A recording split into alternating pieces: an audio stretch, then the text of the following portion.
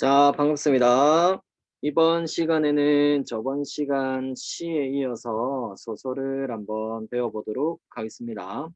자, 일단 시라는 것은 저번 시간에 배웠던 시 같은 경우에는 운문문학이었죠. 운율이 느껴지는 문학이다. 그래서 운문문학의 대표 주자인 시에 대해서 살펴봤었고, 오늘은 산문문학의 대표적인 갈래인 소설에 대해서 한번 배워보도록 하겠습니다. 자, 먼저 소설이란이라고 해서 소설의 개념이 제시가 되어 있죠. 현실에 있음직한 일을 작가가 상상하여 꾸며 쓴 이야기를 말한다. 자, 여기에서는 상상하여 꾸며 쓴 이야기, 여기에 밑줄을 한번 그어 보겠습니다. 상상하여 꾸며 쓴 이야기, 이것이 바로 소설이다. 실제로 있었던 일이 아니라 작가가 꾸며낸 이야기다 라는 의미입니다. 자, 그러면 소설은 왜 소설, 중설도 아니고 대설도 아니고 왜 소설이라고 표현을 할까요?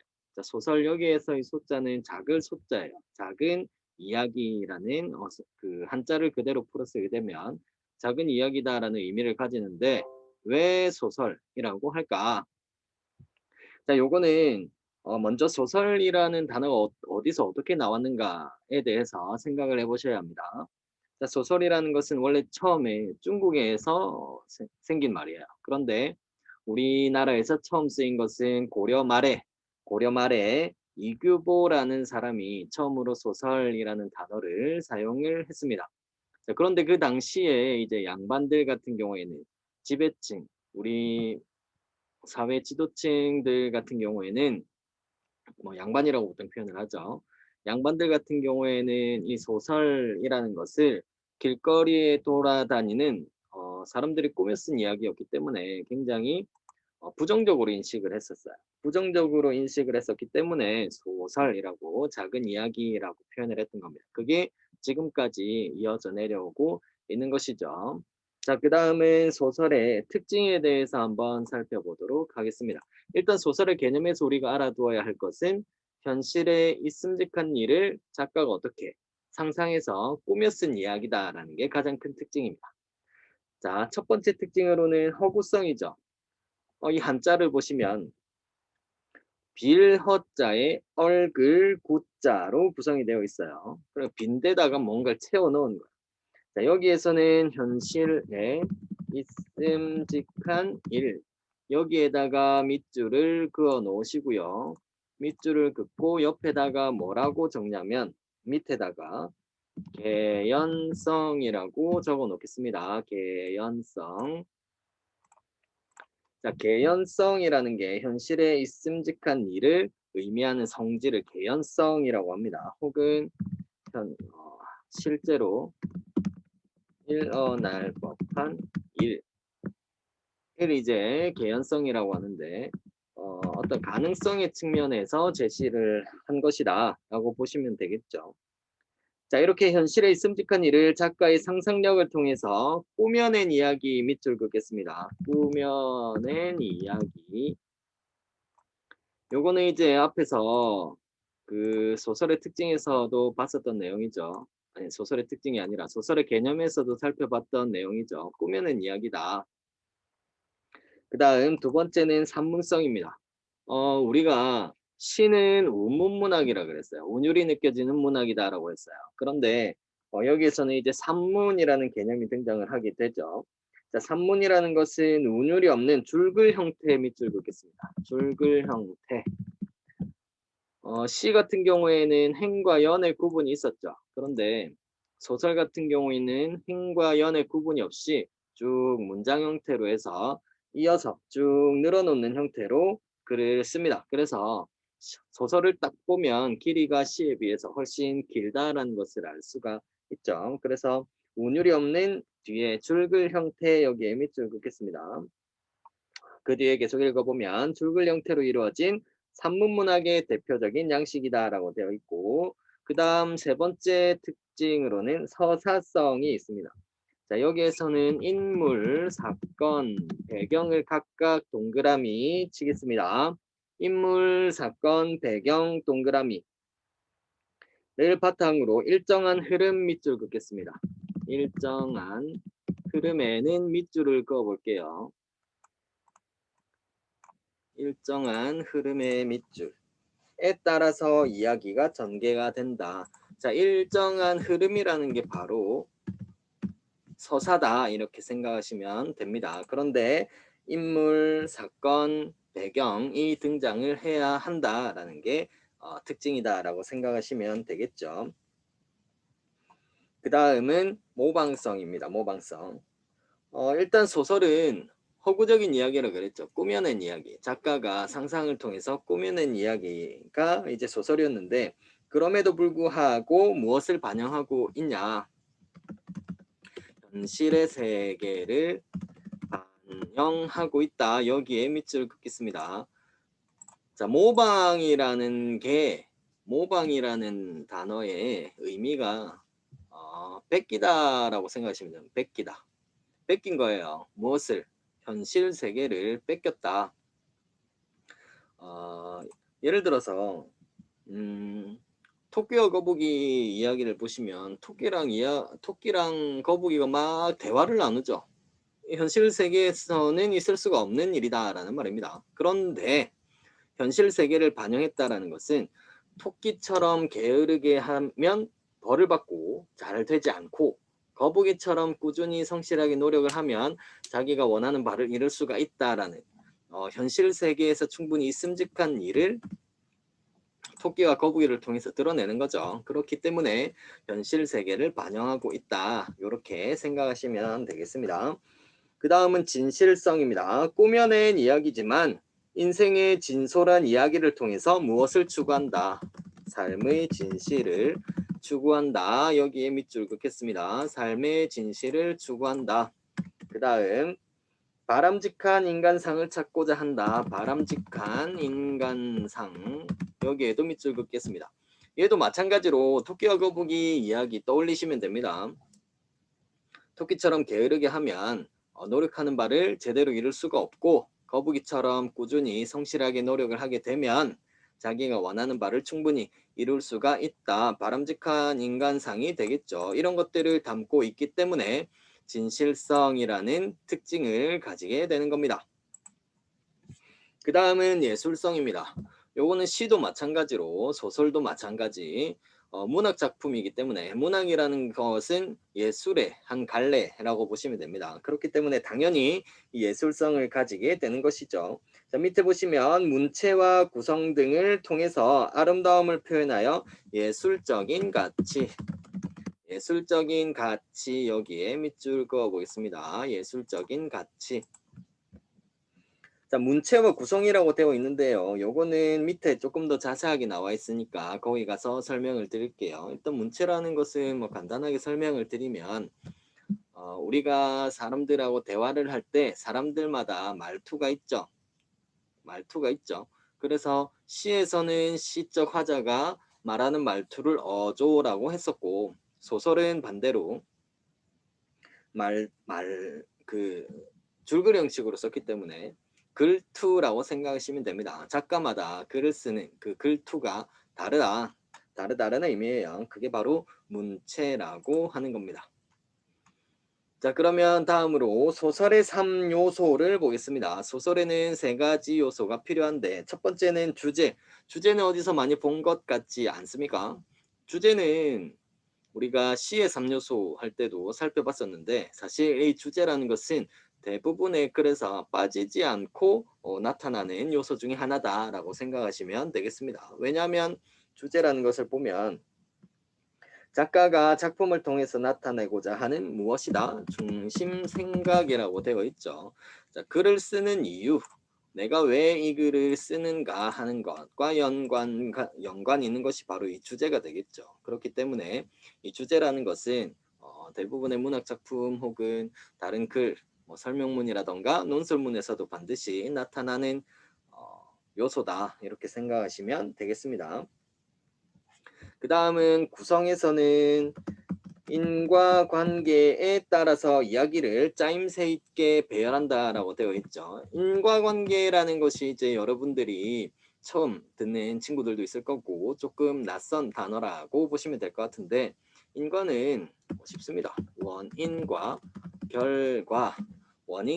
결과를 인과라고 하는 겁니다. 자, 그래서 인과관계 밑줄 그으시고 밑에다가 원인과 결과라고 적어 놓으십시오. 원인과 결과. 원인이 있어야 결과가 있겠죠. 공부를 열심히 해야 좋은 시험 성적을 받을 수 있는 것처럼. 자, 그래서 인과관계에 따라서 이야기를 짜임새 있게 배열하는 것. 그것을 구성이다 라고 합니다. 그 다음 세 번째 문체가 나왔네요. 아까 예술성에서 살펴봤던 소설의 특징 중에서 예술성에서 살펴봤던 문체가 등장했습니다. 여기서는 작가의 개성이라고 되어 있는데요. 개성 동그라미. 개성 동그라미, 개성이 드러나는 문장 표현 방식.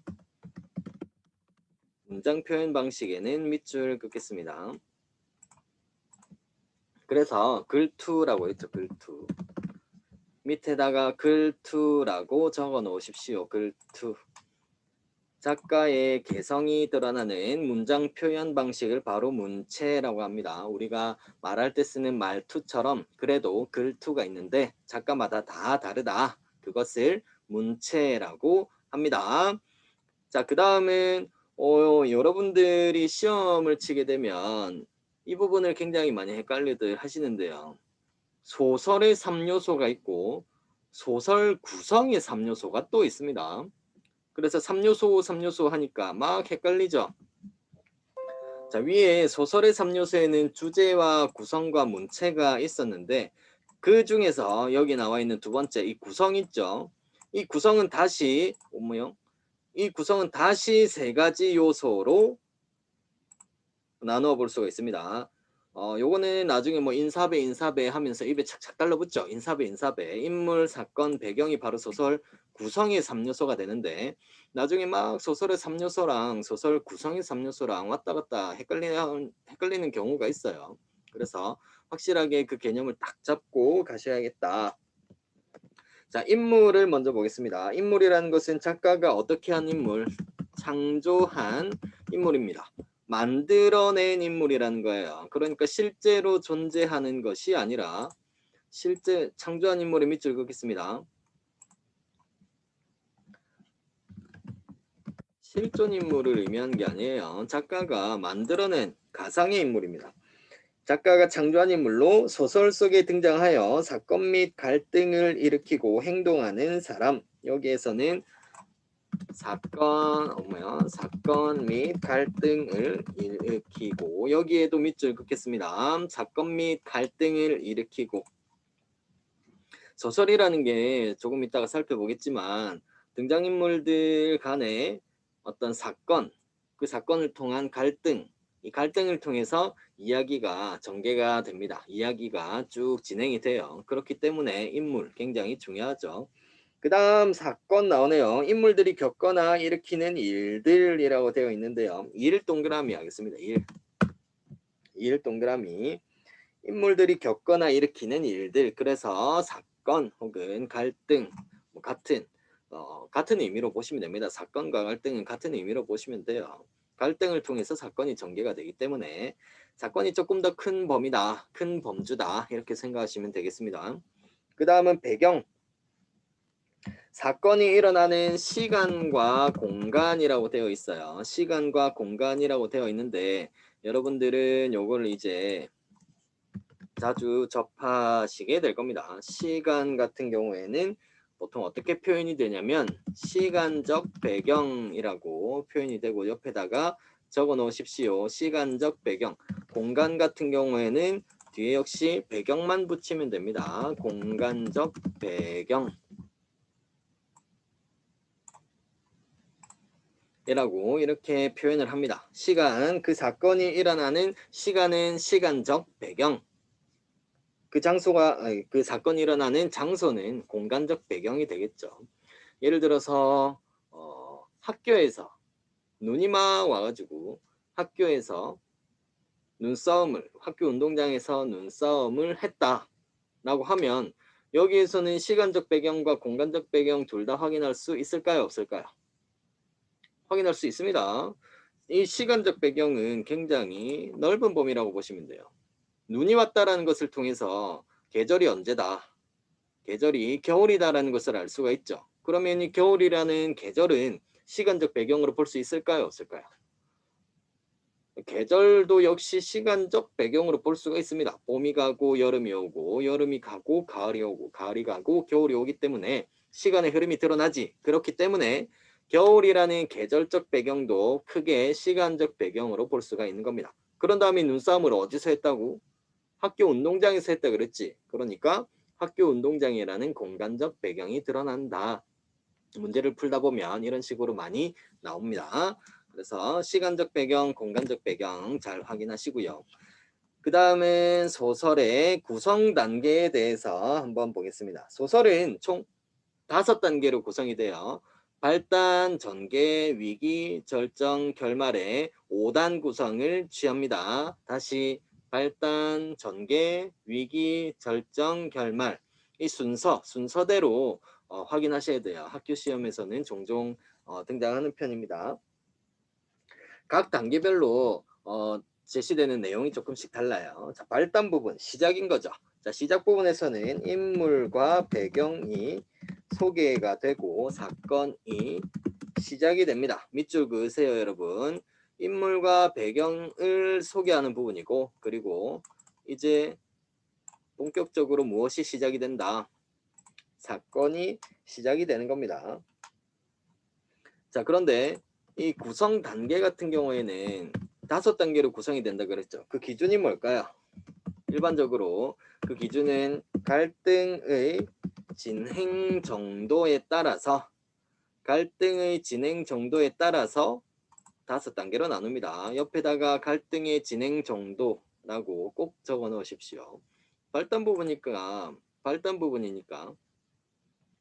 이런 거죠. 불을 처음에 생각하시면 됩니다. 어느 집에 불이 났어요. 그런데 일반적으로 불이 처음부터 확 이렇게 타오르진 않죠. 처음에는 불씨가 옆에 주변을 조금씩 태우다가 그 불이 점점 번져가서 불이 이렇게 커진단 말입니다. 그런 것처럼 소설의 구성 단계도 마찬가지로 처음에는 갈등의 씨앗이 그 소개가 되고 그 갈등이 점점 눈덩이처럼 커져 나가다가 마지막 결말 부분에서는 그 갈등이 해소가 되는 이런 구성을 일반적으로 소설은 취하고 있다. 이렇게 생각하시면 되겠습니다.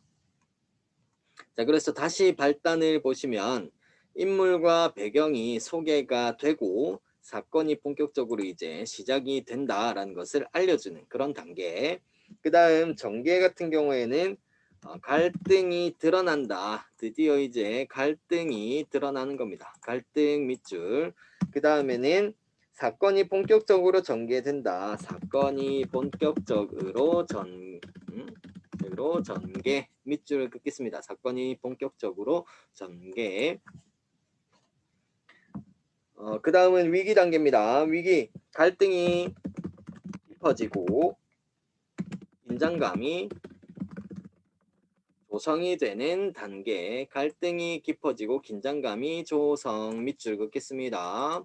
갈등이 깊어지고 긴장감이 조성. 그 다음 절정 단계입니다. 갈등과 긴장감이 최고조에 이르고 그 다음 인물의 성격과 주제가 뚜렷이 드러난다. 밑줄 긋겠습니다. 갈등과 긴장감이 최고조 밑줄. 그 다음 인물의 성격과 주제가 뚜렷이 드러난다. 밑줄. 조금 있다가 흥부전이라는 작품을 통해서 이 소설의 구성 단계에 대해서 자세하게 설명을 드릴게요. 자, 그 다음 마지막 결말 부분입니다. 앞에서 이렇게 사람들하고 막 갈등이 깊어져서 치고받고 했다면 마지막 결말 부분에서는 어떻게 된다? 갈등이 해소가 된다. 밑줄 긋겠습니다. 갈등이 풀린다라는 뜻이에요. 갈등이 해소가 되고 앞에서 제시된 사건들이 어떻게 된다? 끝이 난다. 사건이 마무리가 된다. 그 다음은 인물의 운명이 결정된다. 여기도 밑줄 긋겠습니다. 인물의 운명이 결정. 자, 이렇게 발단, 전개, 위기, 절정, 결말에 5단 구성을 취하고 있는 것이 소설의 특징인데요. 예를 들어서 흥부전을 한번 떠올려 보겠습니다, 여러분. 흥부전을 떠올려 보시면 자, 첫 부분에서 이제 흥부와 놀부가 아버지 어머니를 모시고 행복하게 막 살고 있어요. 그런데 부모님이 돌아가십니다. 부모님이 돌아가시고 나서 갑자기 놀부가 돌변해 가지고 흥부를 내쫓아요. 그게 이제 발단 부분이 되겠죠. 흥부와 놀부가 등장을 한다. 인물 그리고 옛날에 라는 시간적 배경이 제시가 되고 뭐 공간적 배경이 제시될 수도 있겠죠. 구체적으로 어느 도시다라는 식으로 배경이 제시가 될 수도 있습니다. 그런 다음에 사건이 시작이 돼요. 놀부가 흥부를 쫓아냈다. 자, 그런 다음에 이제 전개로 넘어가게 되겠죠.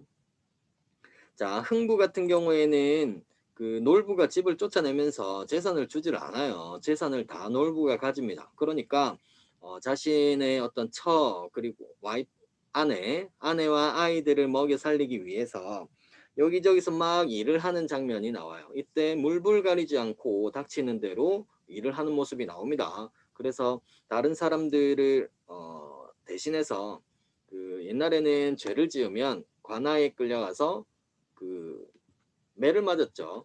이 매를 대신 맞아주고 벌을 대신 맞아주고 그 돈을 받는 이런 직업도 있었다 그래요. 그래서 흥부가 대신 다른 사람의 매를 맞아주고 돈을 벌어오는 이런 장면들도 제시가 되고 이런 식으로 해서 흥부와 놀부가 조금씩 갈등을 하게 되고 사건이 본격적으로 전개가 됩니다. 자, 그런데 위기 부분으로 가면 흥부가 도저히 이렇게 일만 해가지고는 자신의 아내와 많은 자식들을 먹여 살리기가 힘든 거예요. 그래서 놀부를 찾아가서 아, 형님 조금 도와주십시오라고 하지만 어떻게 해요? 놀부 아내가 나와서 밥주걱으로 이제 흥부의 뺨을 치죠. 그래서 도움을 거절하게 됩니다. 결과적으로는 흥부의 도움을 거절하게 되면서 갈등이 점점 깊어지고 이제 긴장감이 조성이 됩니다. 이제 어떻게 사건이 전개가 될지 긴장감이 막 조성이 되죠. 그런 다음에 이제 절정 부분으로 갑니다. 갈등과 긴장감이 최고조에 다르고 그 다음에 인물의 성격과 주제가 뚜렷이 드러난다라고 되어 있는데요. 이때 이제 제비가 등장하게 되죠. 다리를 다친 제비를 흥부가 선히 착한 마음으로 고쳐주게 되는데 놀부는 어때요? 이때 이 제비 다리를 고쳐주고 흥부가 그 제비가 물어다 준 박을 타면서 그 박 안에서 막 금은 보화가 쏟아져 나와서 부자가 되죠. 그런데 놀부가 이 모습을 보고 똑같이 제비 다리를 고쳐줍니다. 그런데 그냥 고쳐준 게 아니라 자기가 제비 다리를 부러뜨리고 고쳐주죠.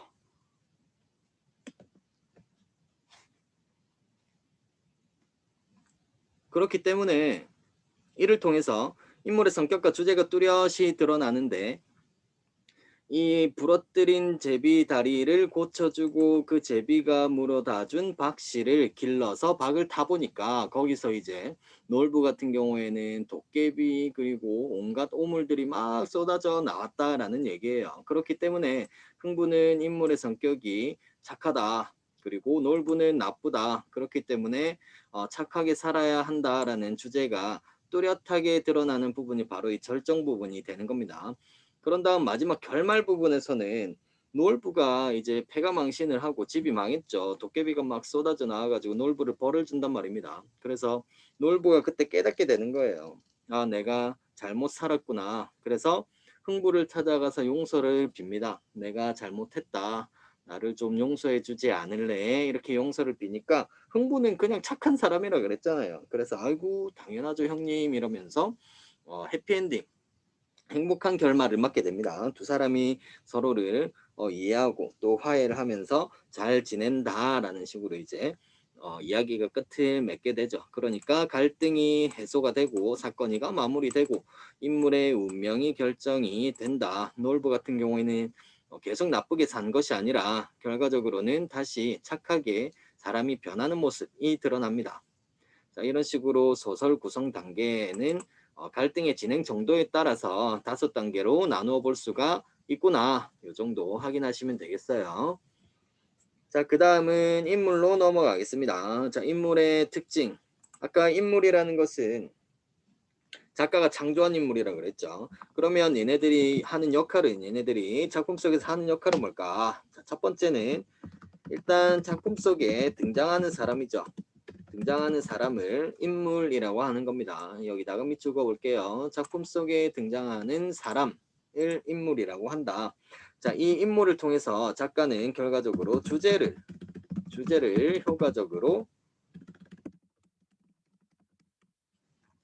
효과적으로 드러내는 겁니다. 방금 전에 살펴봤던 흥부전 같은 경우에는 흥부와 놀부가 나타나서 작품 속에 등장하는 사람은 흥부와 놀부가 되겠죠. 그런데 이들을 통해서 주제를 효과적으로 드러낸다. 흥부는 착하게 살았기 때문에 박을 타서 부자가 되었고, 놀부는 나쁘게 살았기 때문에 박을 탔는데 도깨비가 쏟아져 나와가지고 집이 망했다. 그렇기 때문에 착하게 살아야 한다라는 주제를 효과적으로 드러내는 것이다. 인물을 통해서. 그 다음은 두 번째, 다른 인물이나 주변 상황과 무엇을 일으킨다라고 되어 있어요. 갈등을 일으켜서 사건을 전개한다. 여기에 밑줄 그어 보겠습니다. 갈등을 일으켜서 사건을 전개한다.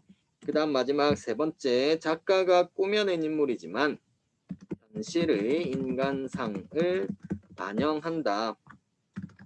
여기에 밑줄 그으시고 옆에다가 현실성이라고 적어 놓겠습니다. 현실성.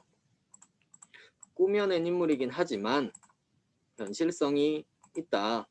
아까 그 토끼와 거북이를 예를 들었었죠. 토끼와 거북이는 인물이라고 볼 수 있을까요? 없을까요?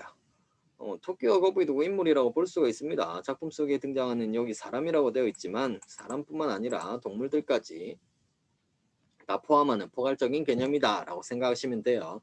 현실의 인간상을 반영한다라고 되어 있죠. 아까 토끼와 거북이도 마찬가지로 토끼처럼 게으름 피우다가는 자기가 원하는 바를 이루지 못할 것이고, 거북이처럼 꾸준히 노력하다 보면 자기가 원하는 바를 언젠가 이룰 수 있을 것이다. 그래서 오타가 났네요. 현실의 인간상을 반영한다. 여기에 밑줄 긋고 현실성이 있다라는 겁니다. 자, 그 다음은 인물의 유형을 한번 살펴보겠습니다. 확인 문제는 오늘 어디까지 할 거냐면 34페이지에 있는 6번 사건까지 살펴볼 건데요. 확인 문제가 총 11문제가 실려 있죠. 요거는 34페이지까지 이론을 다 본 다음에 문제 풀 시간을 한 10분 정도 드리겠습니다. 자, 이번 인물의 유형으로 넘어가서, 자, 인물의 유형은 크게 4가지 기준에 따라서 나눠 볼 수가 있어요. 자, 첫 번째는 역할. 이 작품에서 하는 역할이 무엇인가. 그 다음 두 번째는 역할의 비중. 앞에다가 번호를 한번 매겨볼까요? 자, 첫 번째는 역할이고 두 번째는 역할의 비중입니다. 어느 정도의 역할, 비중이 큰가 적은가를 가지고 나누어 볼 수가 있고, 그 다음 세 번째는 성격이 변하냐 변하지 않느냐, 성격의 변화. 그 다음 마지막 네 번째는 어떤 집단을 대표하는가 그렇지 않은가, 톡톡 튀는 인물인가. 요 정도 기준을 가지고 4가지 기준을 가지고 인물을 나누어 볼 수가 있습니다. 그런데 각각의 기준에 따라서 2가지 유형의 인물이 제시가 되니까 우리는 총 8가지 유형의 인물의 유형을 파악하셔야 된다. 자, 첫 번째는 주동인물입니다. 주동인물이라는 것은 작가가 전달하려는 주제와 같은 방향으로 움직이는 인물입니다. 주제를 드러내기 위한, 더 쉽게 작품의 주동인물 같은 경우에는 주인공을 의미하는 거예요. 주동인물은 작품의 주인공이다 라고 생각하시면 됩니다. 그래서 주인공 동그라미. 예를 들면 춘향전의 춘향이, 흥부전에서는 흥부와 놀부 중에서 누가 주인공이에요? 작가가 전달하려는 주제가 착하게 살자, 뭐 이런 주제가 나올 수가 있으니까 당연히 흥부가 주인공이다라고 보셔야 되겠죠. 자, 그러면 반동인물 같은 경우에는 무엇을 하는 인물이냐?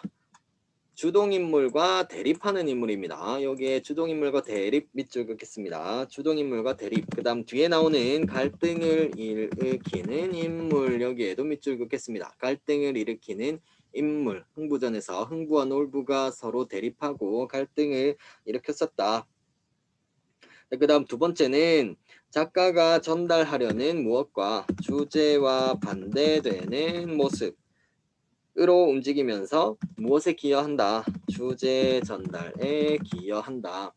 자, 여기서 여러분들이 주의해야 할 점은 주동인물만 작가가 전달하려는, 그러니까 작가의 중심 생각을 드러내는 것이 아니라 반동인물을 통해서도 저렇게 살면 안 되겠구나라는 반대되는 모습을 통해서도 주제를 효과적으로 전달할 수가 있다라는 것에 포인트가 있는 거예요. 여기에 초점이 있습니다. 반동인물도 주제 전달에 기여를 한다. 이게 포인트 밑줄 그으셔야 되겠죠. 그 다음은 역할의 비중에 따라서는 중심인물과 주변인물로 나누어 볼 수가 있습니다.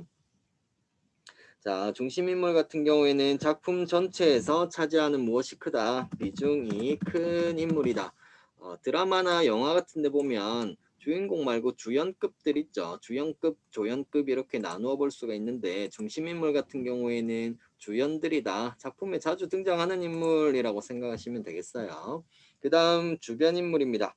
주변인물은 작품에서 차지하는 비중이 크지 않은 인물이 되겠죠. 자, 여기에서는 춘향전이 제시가 되어 있는데 예로 흥부전 생각해 보셔도 됩니다. 흥부와 놀부에서 비중이 큰 인물 누구예요? 흥부랑 놀부죠. 그런데 비중이 크지 않은 인물도 있습니다. 누구? 흥부와 놀부에 비해서 비중이 크지 않은 인물들은 뭐 흥부의 아들, 딸들, 뭐 흥부의 아내, 놀부의 아내 뭐 요 정도 살펴볼 수가 있겠죠. 그래서 비중이 큰 인물과 비중이 크지 않은 인물, 중심 인물과 주변 인물 이렇게 나눠볼 수가 있구나. 자, 그 다음은 세 번째, 성격의 변화에 따라서 평면적 인물과 입체적 인물로 나누어 볼 수가 있습니다. 자, 평면적 인물 같은 경우에는 작품의 처음부터 끝까지 무엇이 없다라고 되어 있어요. 성격의 변화가 없는 인물을 평면적 인물이다라고 하는 겁니다. 없는 인물. 흥부전에서 흥부 같은 경우에는 성격이 착해요, 나빠요?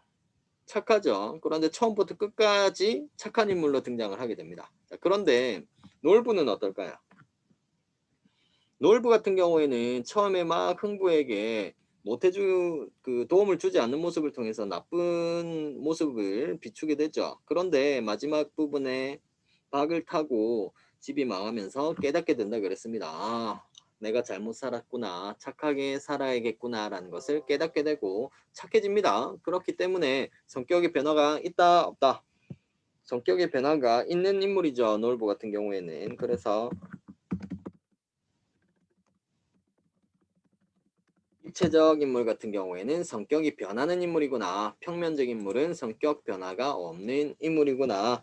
이렇게 가시면 되겠습니다. 그래서 여기에는 반드시 밑줄을 그어 놓으셔야 되겠네요. 성격 변화가 없는 인물, 그 다음 성격이 변하는 인물, 흥부와 놀부가 있었습니다. 그 다음 네 번째, 집단의 대표성이라고 되어 있는데요. 어떤 집단을 대표하는가? 자, 전형적인 인물 같은 경우에는 사회의 특정 계층 혹은 집단을 대표하는 인물, 여기에 밑줄 긋겠습니다. 특정 계층이나 집단을 대표하는 인물, 여기에 밑줄 긋겠습니다. 밑에 예를 보시면 심청이가 나와 있는데요. 심청이는 누구를 대표한다라고 볼 수 있어요? 심청이는 누구를 대표해요?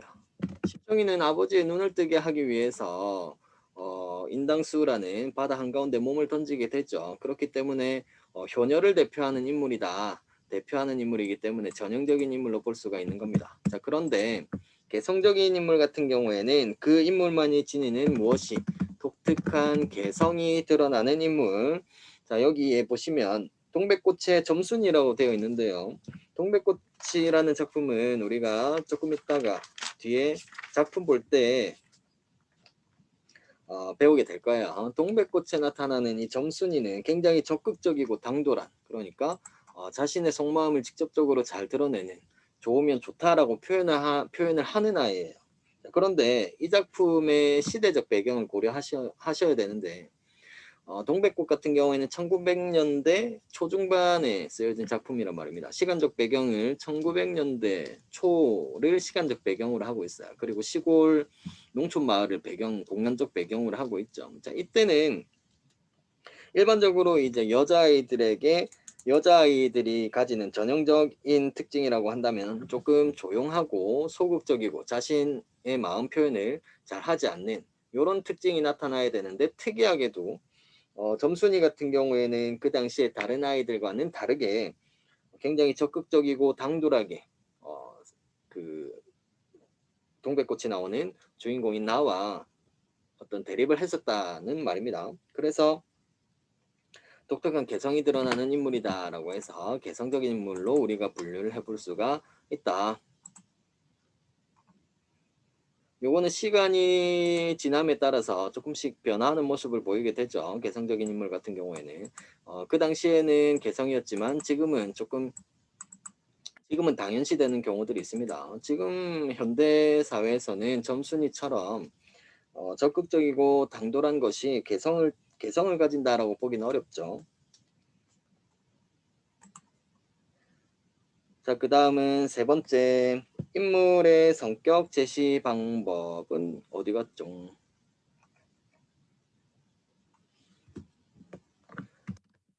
타이핑을 치겠습니다. 인물의 성격 제시 방법. 자, 인물의 성격 제시 방법은 크게 두 가지가 있어요. 첫 번째는 직접 제시, 그 다음 두 번째는 간접 제시가 있습니다.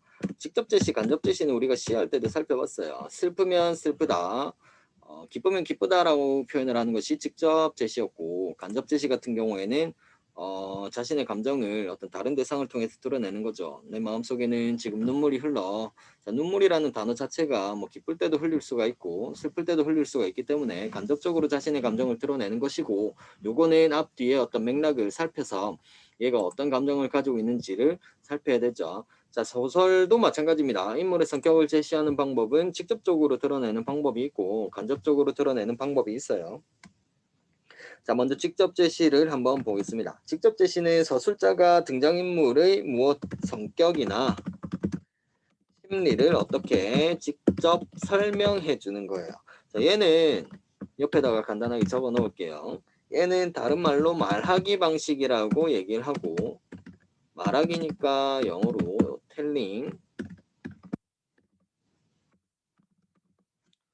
텔링이라고 표현을 합니다. 밑에 보시면 얘가 나와 있어요.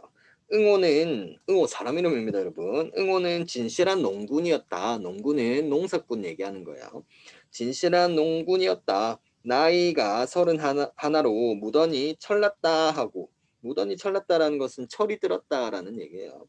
철이 들었다 하고 동리에서 쳐주는 모범 청년이었다. 자, 응호라는 인물이 어떤 인물인지에 대해서 저술자가 직접 제시를 해주고 있죠. 자, 그런데 밑에 간접 제시를 보시면, 자, 여기에서는 인물의 행동, 그 전에 선생님이 지금 타이핑 치고 있는 이런 부분들은 다 밑줄을 그으셔야 합니다. 성격이나 심리를 직접 설명하고, 여기 이 부분, 말하기, 텔링 이 부분은 선생님이 빨간색으로 표시한 이런 부분들은 다 필기를 하셔야 돼요. 자, 그 다음은 두 번째 간접 제시 보겠습니다. 간접 제시는 인물의 행동 동그라미, 그 다음 대화 동그라미, 그 다음 외양 묘사 동그라미 하겠습니다. 외양 묘사라는 것은 이제 겉모습을 표현하는 거예요. 겉모습이 어떻다라고 설명해 주는 겁니다. 자, 그래서 이 외양 묘사를 통해서 독자가 등장인물의 성격을 짐작하게 한다. 여기 밑줄 그을게요. 짐작하게 한다. 어떤 성격을 가지고 있을지 독자들이 추측을 하게 하는 거예요. 추측. 옆에 추측이라고 적어 놓겠습니다. 추측. 자, 요거는 서술자가 직접 그 인물이 착하다 나쁘다라고 제시를 해주는 것이 아니라 행동이라든가 대화 혹은 모습을 통해서 독자들이 짐작을 하게, 추측을 하게 만들어주는 거예요.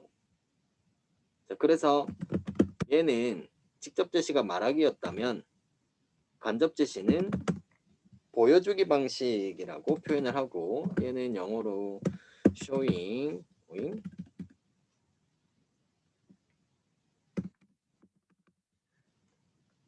보여주기이기 때문에 showing이라고 표현을 합니다.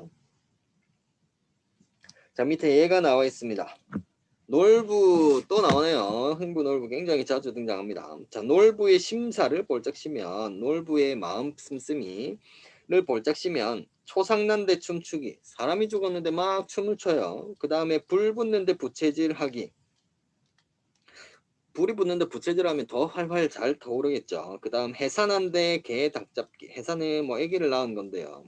여기에다가 개, 닭, 새로운 생명을 탄생을 시켰는데 거기서 다른 생명을 이렇게 죽이면 안 좋겠죠.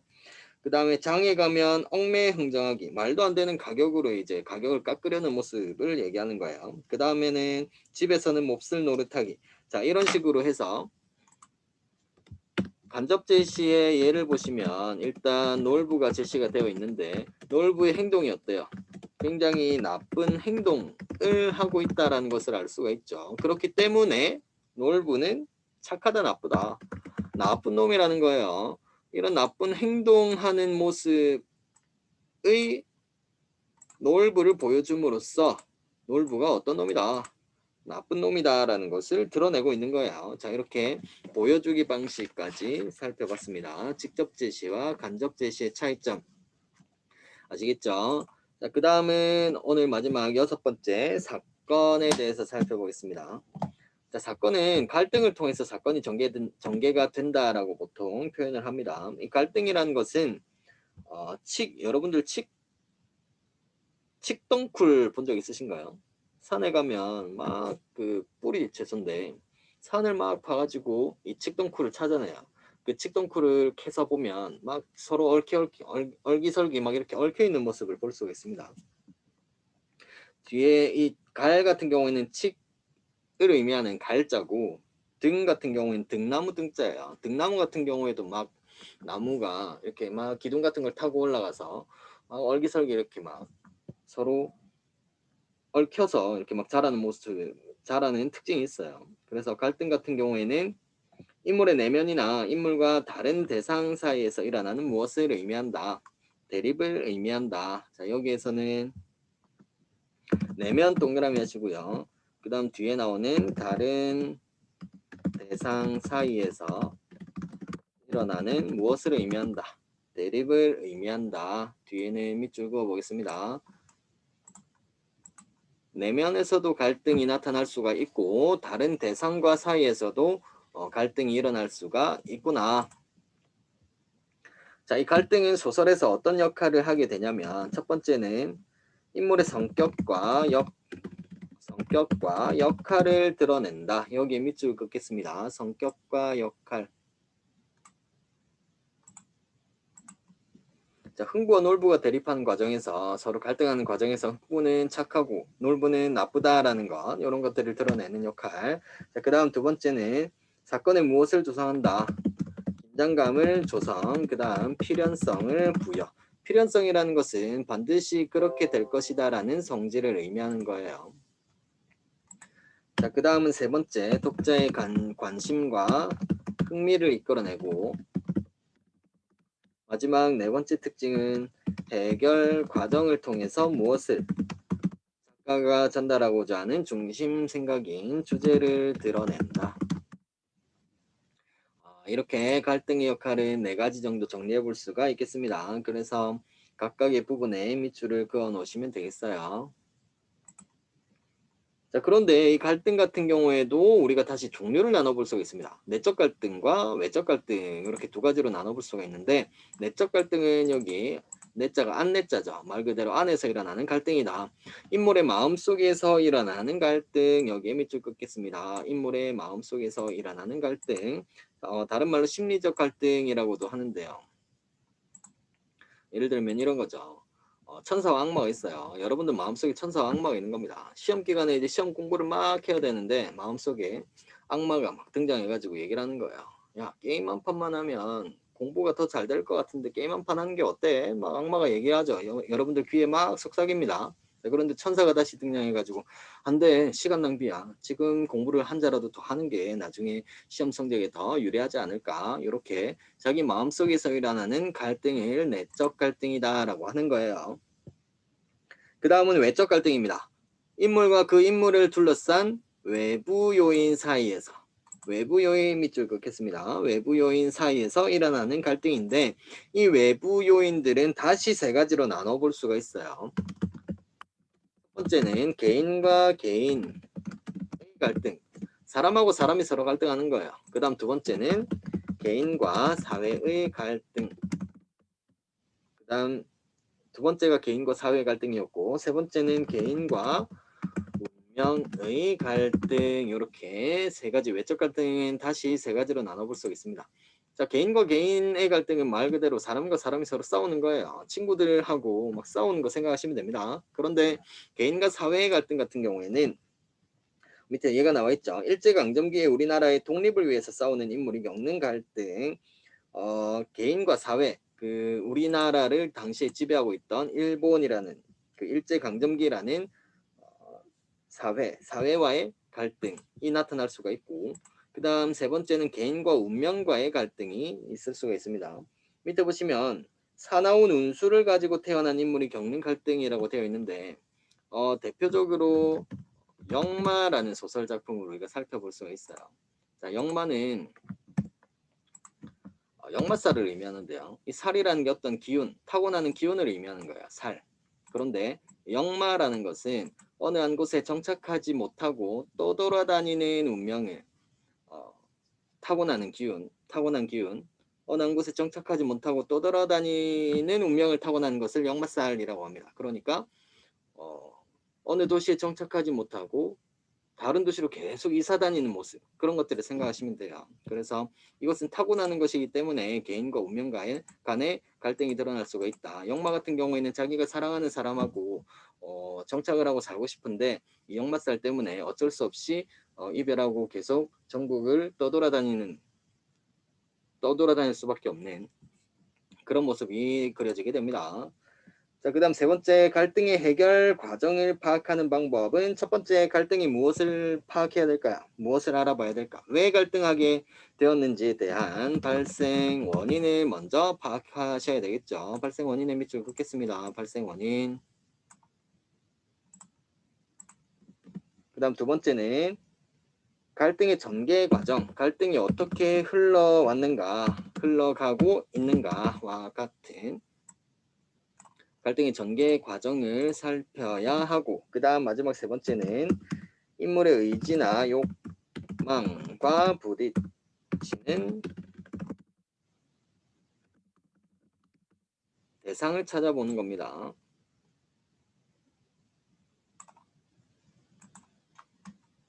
그게 개인이 될 수도 있고 사회가 될 수가 있고 그리고 운명이 될 수도 있는 거죠. 그래서 갈등이 어떻게 해결이 되고 있는지 해결 과정을 파악하기 위해서는 왜 발생을 했는가, 어떻게 흘러왔는가, 무엇과 갈등을 하고 있는가, 이 정도 확인을 하시면 해결 과정을 더 쉽게 파악할 수가 있다라는 의미입니다. 그 다음 마지막 네 번째, 자, 복선에 대해서 살펴보겠습니다. 자, 복선이라는 것은 뒤에 일어날 사건을 독자가 미리 짐작할 수 있도록 넌지시 알려주어 사건의 필연성, 반드시 그렇게 될 것이다 라는 성질을 필연성이라고 그랬죠. 필연성을 부여하는 장치를 복선이라고 하는 겁니다. 예를 들어서 여러분들이 알만한 작품이 소나기라는 작품이 있을 것 같아요. 소나기처럼 짧고 순수한 소년과 소녀의 사랑을 소년과 소녀의 순수한 사랑을 드러내는 작품이 소나기, 소설 소나기인데요. 자, 이 작품 보시면 중간에 소녀가 이렇게 얘기를 하죠. 보라색깔 꽃을 보고 나는 보랏빛이 좋아라고 얘기를 합니다. 자, 그런데 일반적으로 우리 문학 작품에서 보라색이라는 것은 곧 죽음을 의미하는 경우가, 보랏빛이라는 것은 우리 문학 작품에서 전통적으로 죽음을 상징하는 경우에 보랏빛이라고 이렇게 표현을 하는 거예요. 그래서 소녀가 보랏빛이 좋다라고 표현하는 것이 곧 나중에 결과적으로 소녀가 죽을 것이다라는 것을 넌지시 알려주는 거예요. 이 알려주는 장치로서의 역할을 하는 겁니다. 그래서 복선으로 확인할 수가 있는 것이고, 이 복선은 어떤 역할을 하는 것이냐, 복선의 역할을 우리가 살펴보면 첫 번째, 방금 전에 살펴봤던 것처럼 사건 전개에 있어서 필연성을 부여합니다. 반드시 그렇게 될 것이다라는 성질의 필연성이라고 그랬죠. 소녀가 보랏빛이 좋아라고 얘기를 했기 때문에 결과적으로는 죽음에 이를 것이다. 그렇게 될 것이다라는 것을 알려주는 것. 그 다음 두 번째는 일단 사건의 필연성 부여 여기에도 밑줄 그으시고 그 뒤에 맨 마지막 부분 보시면 반드시 일어나야 하는 사건이 되게 한다. 여기에도 밑줄 긋겠습니다. 그 다음 두 번째는 읽는 이에 무엇을 유발한다. 흥미를 유발시키고 그 다음은 그 흥미가 지속되게 합니다. 그 이유는 사건의 발생 가능성을 암시하기 때문에 독자들이 계속 생각을 하는 거죠. 이게 언제 어떻게 일어날지에 대해서 계속 생각을 하게 된단 말입니다. 그렇기 때문에 흥미 유발하고 그 흥미를 계속 지속시켜주는 역할을 하게 되는 거고 마지막은 주제를 암시한다. 첫 번째, 사건의 의미와 긴밀하게 연결이 되고 그 다음은 그 의미를 강화하게 되고 그 다음은 주제를 암시하게 되는 겁니다. 자, 소설 소나기 같은 경우에도 그 소녀가 보랏빛이 좋아라고 하면서 결과적으로는 죽게 되죠. 그래서 소설 소나기의 주제는 소년과 소녀의 순수하고 짧은 사랑을 의미하는데 이거는 소설 제목에서도 알 수가 있지만 그 결과적으로는 소녀가 보랏빛이 좋다라고 해서 자기가 죽을 것이다라는 것을 미리 넌지시 알려주기 때문에 이 소나기의 주제가 더 강화가 된다 이렇게 보시면 되겠죠. 자, 그러면 여러분들은 일시정지를 하시고 1번부터 10번까지 아니죠. 1번부터 11번까지 32페이지, 34페이지에 있는 확인 문제 1번부터 11번까지 풀어보시고 10분 정도 시간 드리겠습니다. 바로 문제 정답 체크할 테니까 여러분들은 영상 일시정지 하시고 1번부터 11번까지 10분 동안 풀어보시면 되겠습니다. 자, 일시정지. 자, 1번부터 확인 문제 1번부터 보겠습니다. 운율이 없는 줄글로 현실에서 있음직한 일을 작가의 상상력을 통해 꾸며 쓴 이야기를 무엇이라고 하는지 쓰시오. 무엇이라고 합니까? 소설이라고 했죠. 1번 문제 정답은 소설. 반대로 운율이 있고 운율이 느껴지는 문학, 운문문학이라고 했죠. 운문문학으로 대표되는 갈래는 시가 있었습니다. 소설은 운문이 아니라 무슨 문학이라고 그랬습니까? 소설은 산문문학의 대표적인 갈래라고 그랬었죠. 그 다음 두 번째 특징, 소설의 특징으로 2번 소설의 특징으로 맞으면 O, 틀리면 X를 하시오. 1번 정확한 정보를 객관적으로 전달한다. 요거는 X. 이것은 설명문에 대한 설명문의 특징입니다. 설명문의 특징. 그 다음 2번 현실을 있는 그대로 반영한다. 이것도 X. 있는 그대로 반영하는 것이 아니라 작가가 아까 소설의 개념을 잘 생각해 보십시오. 작가가 상상해서 꾸며 쓴 이야기죠. 그래서 있는 그대로가 아니라 작가의 상상력을 통해서 창조된 공간이다. 그 다음 세 번째, 바람직한 인간의 모습을 찾고자 한다. 요거는 소설의 어떤 특징과 연결시켜야 됩니까? 소설의 특징 중에서 진실성과 연결시켜 보셔야 되겠죠. 진실성. 그래서 바람직한 인간의 모습을 찾고자 한다라는 것은 오 동그라미로 하셔야 됩니다. 자, 그 다음 3번 다음 이야기를 읽고 1에서 3에 해당하는 내용을 찾으시오. 자, 배경과 등장인물과 갈등이 일어나는 계기가 되는 사건 이렇게 세 가지를 찾으셔야 됩니다. 자, 먼저 내용을 한번 읽어보시면 옛날 어느 마을에 영미와 유미가 살고 있었다. 이 둘은 모두 개그맨이 되기 위해서 노력을 했다. 그러던 어느 날 둘은 개그맨 공채 시험에 한 팀으로 도전하였지만 떨어지고 말았다. 그러자 영미는 유미 탓이라며 화를 내기 시작했고 곧이어 유미도 영미 탓이라며 화를 냈다. 자, 여기에서 배경은 첫 번째 문장에서 제시가 되어 있죠. 옛날 어느 마을. 여기가 배경이 되는 겁니다. 옛날 어느 마을. 시간과 공간 다 나타나 있고요. 그 다음 등장인물 같은 경우에는 영미와 유미 적으시면 되고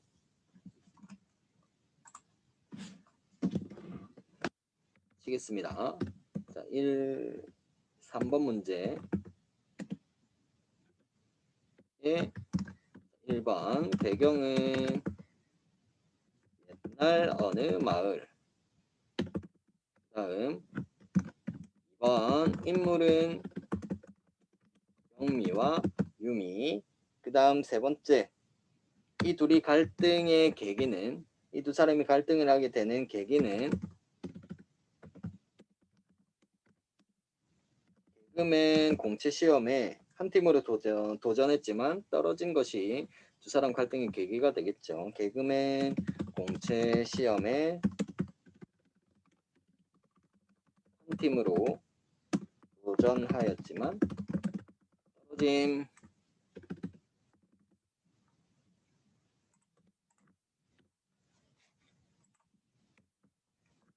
그 다음 4번 문제. 소설의 각 구성 단계에 해당하는 내용을 바르게 연결하시오. 자, 1번. 발단은 어디로 연결시켜야 됩니까? 발단은 리을. 그 다음 2번. 응? 리을. 응? 그 다음 2번. 전개는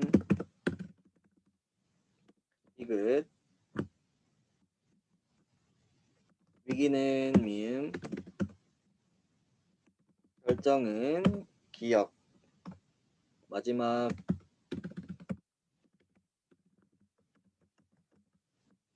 마지막 결말은 갈등이 해소가 되는 니은으로 연결시켜야 되겠죠. 다시 발단은 리을. 사건이 시작이 되는 부분이고 그 다음 2번 전개는 갈등이 드러난다. 갈등이 표면화되는 단계고요. 그 다음 디귿에 있는 3번에 있는 위기 같은 경우에는 갈등이 점점 깊어지는 단계 미음으로 가셔야 되고 그 다음 절정은 갈등이 최고조에 달하는 단계 마지막 결말은 드디어 갈등이 해소가 되는 단계 니은으로 연결시키면 되겠습니다. 그 다음 5번 문제. 다음은 소설의 인물이 가지는 특징에 대한 설명이다. 맞으면 O, 틀리면 X를 하시오. 자, 1번 문제 5번에 1번. 다른 인물이나 주변의 상황과 갈등을 일으켜서 사건을 전개하는 역할을 한다. 5번에 1번은 O, 그 다음 2번. 작가가 꾸며낸 인물로 현실성이 없다. 요거는 X죠. 소설의 특징 중에서 그 진실성 그리고 모방성을 보시면 현실 세계를 반영하고 바람직한 인간상을 찾는다 그랬어요. 그래서 현실성을 가지고 있다라고 보셔야 합니다. 현실성은 가지고 있다. 그 다음 6번 문제.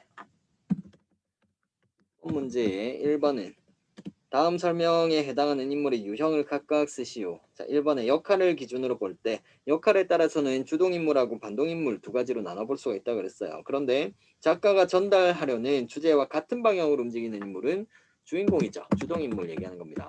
1번은 주동인물. 그 다음 2번 집단의 대표성을 기준으로 볼 때 집단의 대표성에 따라서는 전형적 인물하고 입체적 인물 두 가지 아니죠. 개성적 인물 다시 집단의 대표성에 따라서는 전형적 인물하고 개성적 인물로 나눠볼 수가 있었습니다.